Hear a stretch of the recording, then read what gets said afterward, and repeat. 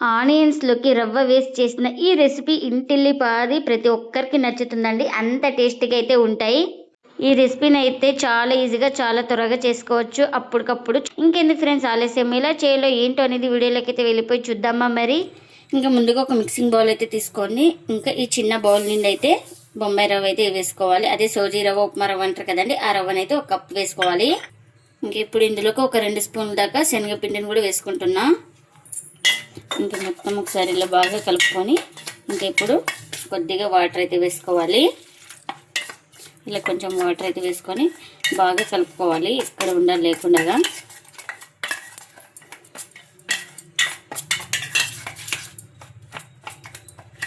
ఇలా మొత్తం బాగా కలిపేసుకొని ఒక ప్లేట్ అయితే పెట్టుకొని ఒక 10 నిమిషాలు పక్కన పెట్టుకుంటే మనకు రవ్వ శనగపిండి బాగా నానతాయండి.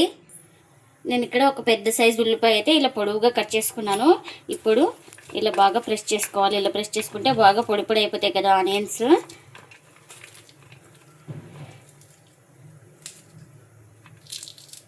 ఇంకా ఇప్పుడు ఇందులోకి రుచికి తగినంత సాల్ట్, అలాగే ఒక 1/4 టీ స్పూన్ ధనియాల పొడి వేసుకున్నాను. ఇప్పుడు ఒక 1/4 టీ స్పూన్ దాకా గరం మసాలా, అలాగే కారం కూడా ఒక 1/4 టీ స్పూన్ దాకా వేసుకుంటున్నా. వేయించుకున్న జీలకర్ర పొడి కూడా వేసుకోవాలి. ఇంకా కారం వేసుకున్నాం కాబట్టి మిర్చి అయితే చూసుకొని వేసుకోవాలి. అలాగే చిన్నగా కట్ చేసుకున్న టమాటో ముక్కలు కూడా వేసుకోవాలి.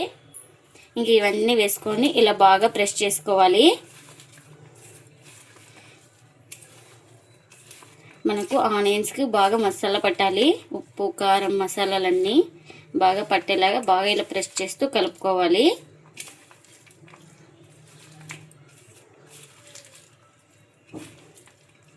ఇంక ఇలా కలుపుకున్న తర్వాత దీన్ని పక్కన పెట్టేసుకుందాం.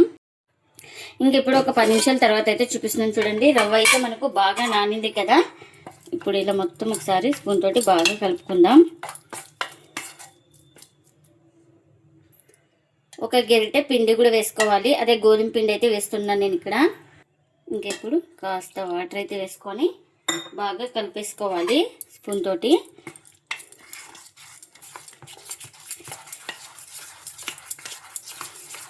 ఇలా మొత్తం బాగా కలిపేసుకున్న తర్వాత ఇందులోకి రుచికి తగినంత సాల్ట్,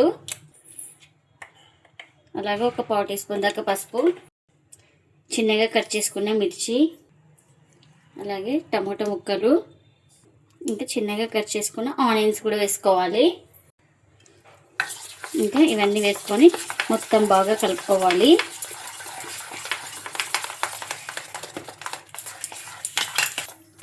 ఇంకా మొత్తం ఇలా కలుపుకున్న తర్వాత ఇలా అయితే ఉండాలండి. బ్యాటర్ అయితే కాస్త చిక్కగానే ఉండాలి. ఇప్పుడు ఇదైతే మనకు రెడీ అయిపోయింది. ఇంకా మనం ఇలాంటి పెన్నం అయితే పెట్టుకొని ఈ పెన్నానికి ఆయిల్ అయితే అప్లై చేసుకోవాలి. ఇలా బ్రష్ తోటి ఇలా పెన్నం మొత్తం అప్లై చేసుకోవాలి. ఇంకా మనం ముందుగానే బ్యాటర్ అయితే రెడీ చేసి పెట్టుకున్నాం కదా, ఆ బ్యాటర్ అయితే ఒక స్పూన్ అయితే వేస్తున్నాను. ఇలా ఒక స్పూన్ వేసుకొని ఇలా లైట్గా స్ప్రెడ్ చేసుకోవాలి. ఇలా లైట్గా ఇంకా ముందుగా అయితే మనం ఇలా కలిపి పెట్టేసుకున్నాం కదా, ఈ ఆనియన్ స్టఫింగ్ అయితే ఇలా పైన అయితే పెట్టేసుకోవాలి.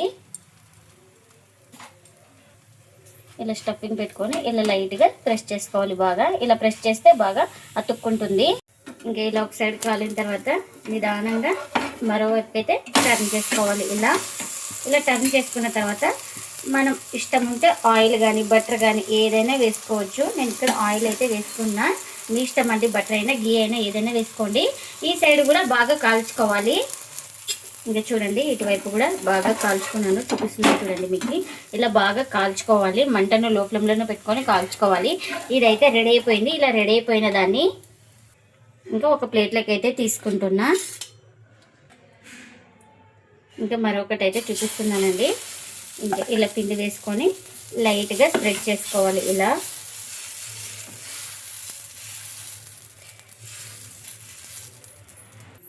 ఇంకా నేను ఇక్కడ స్టఫింగ్ అయితే పెట్టేస్తున్నాను. ఇలా కాస్త తడి ఉన్నప్పుడే మనం ఈ స్టఫింగ్ అనేది పెట్టేసుకోవాలి. బాగా మనకు ఈ పిండిలో బాగా అతుక్కుంటుంది. తడి ఆరినాక వేసుకుంటే మనకు ఈ ఆనియన్ స్టఫింగ్ అనేది అతుక్కోదు. ఇలా కొంచెం తడి ఉన్నప్పుడే ఇలా పెట్టేసుకోవాలి. ఇంకా ఇలా ఒక సైడ్ కాలిన తర్వాత నిదానంగా మరోవైపు అయితే టర్న్ చేసుకోవాలి. ఇంకా నేను ఇక్కడ ఆయిల్ కూడా వేస్తున్నా. మనం తక్కువ ఆయిల్తో ఈ బందోసలు అయితే కాల్చుకుంటున్నామండి. ఇంకా ఇది కూడా 2 సైడ్లు అయితే బాగా కాల్చుకున్నానండి. ఎన్ని అయితే అన్ని ఇలానే చేసుకోవాలి. ఆనియన్ రవ్వ వేసుకొని చేసిన ఈ బందోసలు చాలా రుచిగా చాలా టేస్టీగా అయితే ఉంటాయండి. ఎప్పుడు ఒకే రకం టిఫిన్ కాకుండా ఇలా వెరైటీగా ఆనియన్ రవ్వ వేసి బందోసలు చేయండి, చాలా ఇష్టంగా తింటారండి ప్రతి ఒక్కరు. అంత టేస్టీగా అయితే ఉంటాయి. ఇంకా మనం ఇందులో మసాలా అన్ని వేసుకున్నాం కాబట్టి డైరెక్ట్గా తినేయచ్చండి. చట్నీ ఏం అవసరం లేదు, చాలా టేస్టీగా అయితే ఉంటాయండి. ఇంకా మీకు చూపిస్తాను చూడండి, ప్రతి ఒక్కరికి నచ్చుతాయండి, అంత టేస్టీగా అయితే ఉంటాయి. చూడండి ఎక్కడ పిండి అయితే లేదు, బాగా కాలినాయి మనకు. మీరు కూడా తప్పకుండా ఒకసారి ఇలా ఆనియన్స్ రవ్వతోటి ఇలా బందోసలు చేసి మీకు ఎలా వచ్చిందో కామెంట్ అయితే చేయండి ఫ్రెండ్స్. ఇదండి ఇవాళ వీడియో. ఈ వీడియో కనుక నచ్చితే ప్లీజ్ లైక్ చేయండి, షేర్ చేయండి, కామెంట్ చేయండి. అలాగే లైక్ చేసి సపోర్ట్ చేయండి friends. Thanks for watching. By by.